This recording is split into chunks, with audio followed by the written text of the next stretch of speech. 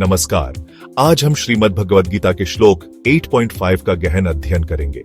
यह श्लोक हमें बताता है कि अंत समय में यदि हम केवल भगवान का स्मरण करते हैं तो मोक्ष की प्राप्ति सुनिश्चित है। श्लोक 8.5 इस प्रकार है, अंतकाले च मामेव स्मरण मुक्त्वा कलेवरम य प्रयाति समद्भावम याति नास्त्यत्र संशयः। इसका हिंदी अर्थ है, जो व्यक्ति अंत समय में केवल मेरा स्मरण करता हुआ इस शरीर को त्यागता है वह निःसंदेह मेरे स्वरूप को प्राप्त होता है।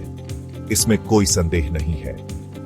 यह श्लोक हमें यह संदेश देता है कि जब व्यक्ति अपने जीवन के अंतिम क्षणों में भी भगवान का स्मरण करता है तो वह भक्ति की उस शुद्ध धारा में प्रवाहित होता है जो मोक्ष की ओर ले जाती है।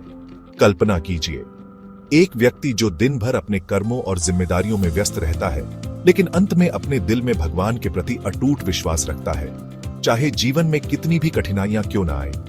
जैसे एक शिक्षक जो संघर्षों के बीच भी निरंतर भक्ति के मार्ग पर चलता रहा और अपने कठिन समय में भी भगवान का स्मरण नहीं छोड़ा, अंत में उसका जीवन उज्जवल हो गया। इसी प्रकार एक कर्मचारी जो रोजमर्रा की चुनौतियों का सामना करते हुए भी अपने अंतिम क्षणों में भगवान के प्रति समर्पित रहता है, उसका आत्मिक उन्नयन सुनिश्चित होता है।